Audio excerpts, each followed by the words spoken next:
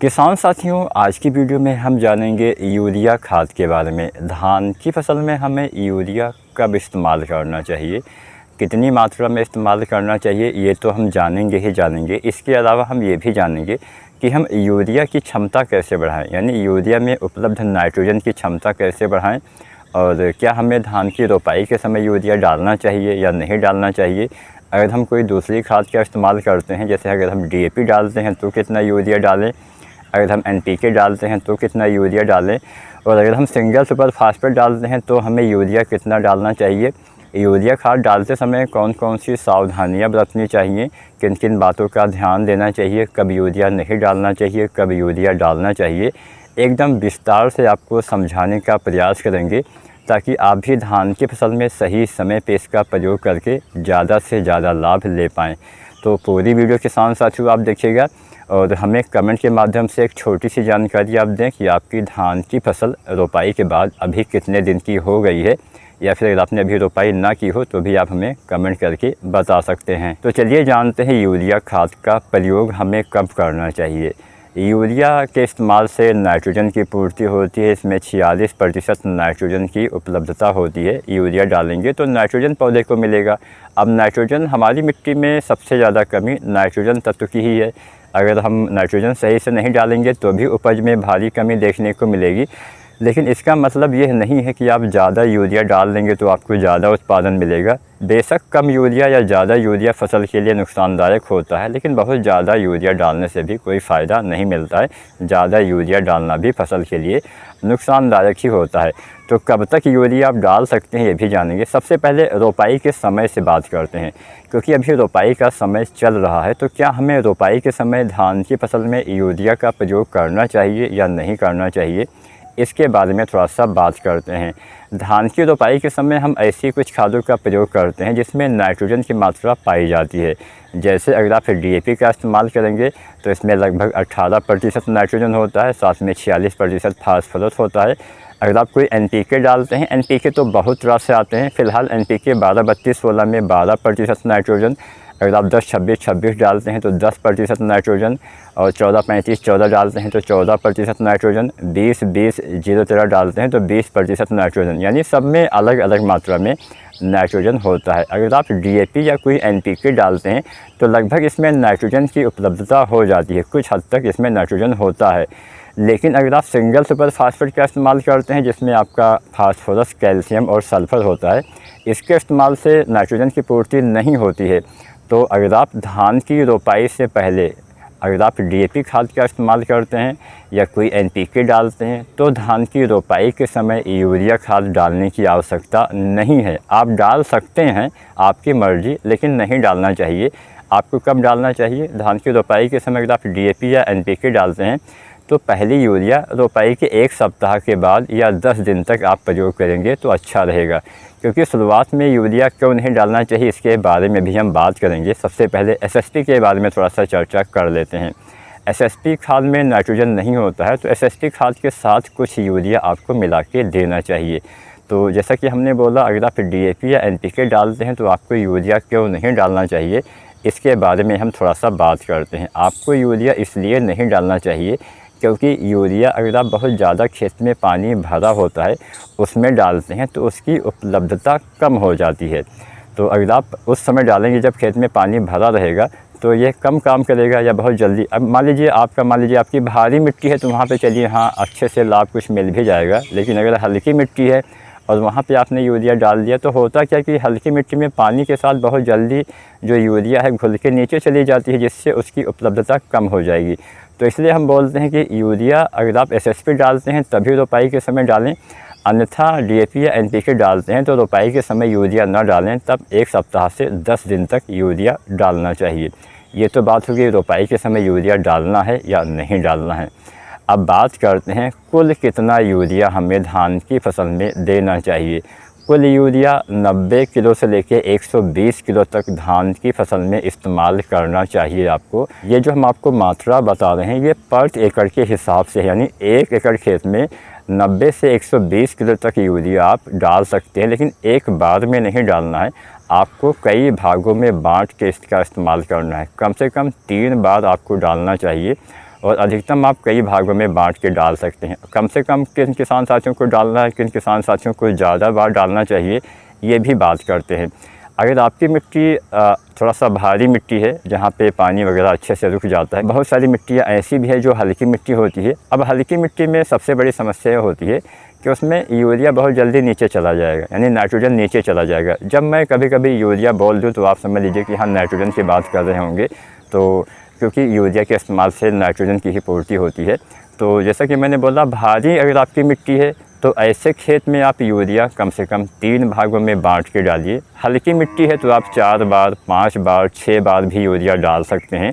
तो औसतन हम यहाँ पे 3 बार की मात्रा आपको बताएंगे।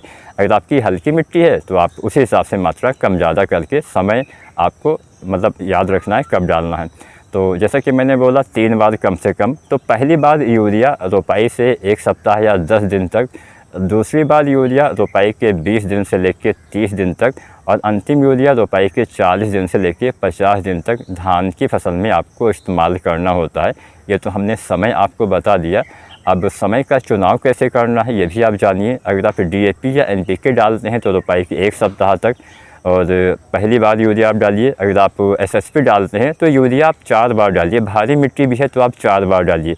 चलिए मैं आपको मात्रा बता देता हूँ ताकि थोड़ा कन्फ्यूजन दूर हो जाए।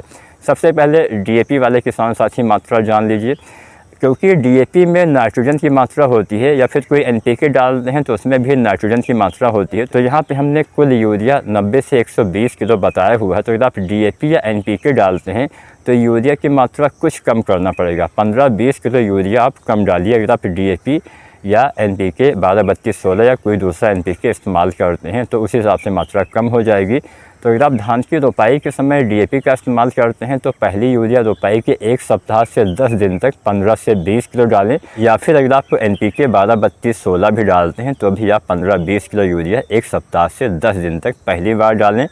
दूसरी बार यूरिया 20 दिन से लेकर 30 दिन तक 30 से 40 किलो डालें, और अंतिम यूरिया 40 से 50 दिन तक 30 से 40 किलो डालें। तो ये DAP और NPK के साथ मात्रा हो गई। अब बात करते हैं, हमने बोला 20 से 30 दिन और 40 से 50 दिन, तो 10 दिन का गैप है। तो एक गैप आपको कैसे मतलब पता चले कि कब किस में डालना है। तो जो धान की वैरायटी बहुत जल्दी तैयार होती है उसमें 20 दिन पे, जो धान की वैरायटी मध्यम अवधि में तैयार होती है 25 दिन पे, जो धान की वैरायटी देर से तैयार होती है उसमें आप 30 दिन पे दूसरी बार यूरिया डालिए। ऐसे ही 40 दिन पे जल्दी तैयार होने वाली वैरायटी में, 45 दिन पे मध्यम अवधि की वैरायटी में, 50 दिन तक देर से तैयार होने वाली धान की वैरायटी में अंतिम यूरिया आपको देना चाहिए। वैरायटी के पकने के समय के आधार पर यूरिया का समय और मात्रा चुनना है। अगर कोई वैरायटी थोड़ा सा जल्दी तैयार होती है तो उसमें यूरिया आप 30 किलो डालिए, मध्यम अवधि की वैरायटी है तो 35 किलो, देर से तैयार होती है तो 40 किलो आपको यूरिया प्रयोग करना होता है। ये तो हमने बात कर ली कि अगर आप DAP डालते हैं या NPK 12-32-16 वगैरह डालते हैं तो आपको कितना यूरिया कब देना है।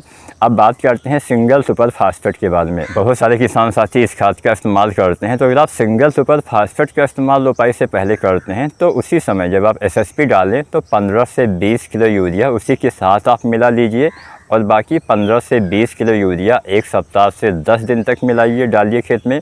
और इसके बाद में फिर से 20 से 30 दिन पे 30 से 40 किलो, और 40 से 50 दिन पे 30 से 40 किलो यूरिया आपको धान की फसल में इस्तेमाल करना चाहिए। तो ये SSP वाली मात्रा हो गई। अब हम बात करते हैं, जैसा कि मैंने शुरुआत में आपको बताया कम से कम 3 बार, लेकिन SSP के साथ हमने 4 बार बता दिया जो अच्छा तरीका है। अगर आपकी हल्की मिट्टी है तो जैसा कि मैंने बोला आपको 3 बार में यूरिया डालना है, हर बार 30 से 40 किलो। तो हल्की मिट्टी वाले किसान साथी एक काम कर सकते हैं कि जब हमने मात्रा जितनी बताई हुई है उसकी आधी मात्रा आप 6 बार में डाल दीजिए। जैसे मान लीजिए हमने बोला कि 20-30 दिन पे डालिए तो ये गैप आप कम कर दीजिए, 10 दिन, 20 दिन, 30 दिन, 40 दिन, 50 दिन, ऐसे आप 10-10 दिन के अंतराल पे या फिर 1-1 सप्ताह के अंतराल पे, मतलब आपको अंतराल कर देना है 6 बार। जैसे कि हमने बोला 20-30 दिन पे तो आप 10-15 दिन पे डाल सकते हैं। ऐसे आपको समय कम कर देना है और मात्रा भी आपको कम कर देना है। जैसे मान लीजिए आप 6 हिस्सों में यूरिया जब डालेंगे तो हर बार तो 30-40 किलो मात्रा आएगी नहीं, तो 15 से 20 किलो हर बार आप यूरिया डालिए। यानी मात्रा और समय आपको कम कर देना है, लेकिन कुल मात्रा आपको नहीं बढ़ाना है ना कम करना है। कुल यूरिया 90 से 120 किलो ही आपको इस्तेमाल करना है। अब चाहे आप वो 3 हिस्सों में बांट के डालिए, चाहे 4 बार डालिए, चाहे 5 बार डालिए, चाहे 6 बार डालिए, चाहे 7 बार डालिए। जितनी हल्की मिट्टी है, हल्की मिट्टी में आप कई भागों में बांट के डालेंगे तो उससे उसका नुकसान कम होता है, पौधे को उसका लाभ ज़्यादा मिलता है। इसलिए हम बोलते हैं हल्की मिट्टी में, जो रेतीली मिट्टी होती है, थोड़ा सा बलुई टाइप की मिट्टी होती है, वहाँ पे यूरिया कई हिस्सों में बांट के डालिए, क्योंकि वहाँ पे इकट्ठा यूरिया डाल देंगे तो पानी के साथ बहुत जल्दी यूरिया नीचे चला जाएगा। खासकर शुरुआती अवस्था में बहुत ज़्यादा उसका रिसाव होता है, क्योंकि मतलब रिसाव से मतलब है कि शुरुआती अवस्था में पौधे भी छोटे होते हैं और पौधे की जड़ें उतना बड़ी नहीं होती हैं, तो जब नीचे चला जाएगा तो जड़ें वहाँ तक रहेंगी नहीं, तो काम नहीं करेगा। और बरसात का महीना चलता है, बरसात हमेशा होती रहती है, तो वहाँ पे रिसाव होने की संभावना, मतलब रिसाव से मेरा मतलब है कि नीचे जाने की संभावना नाइट्रोजन की ज़्यादा हो जाती है। तो ये हमने जाना कि कब यूरिया कितनी बार कितने समय पे आपको देना है, रोपाई के समय देना है या नहीं देना है। अब हम जानते हैं कि हमें क्या गलती नहीं करना है। जैसे कि मैंने पहली गलती तो आपको बता ही दिया कि आपको कभी भी यूरिया भरे हुए पानी में इस्तेमाल नहीं करना है। पानी अगर भरा हुआ है तो अगर आप उसमें यूरिया डालते हैं तो उसका वाष्पीकरण ज़्यादा से ज़्यादा नाइट्रोजन का हो जाता है, पौधे को कम मिलता है।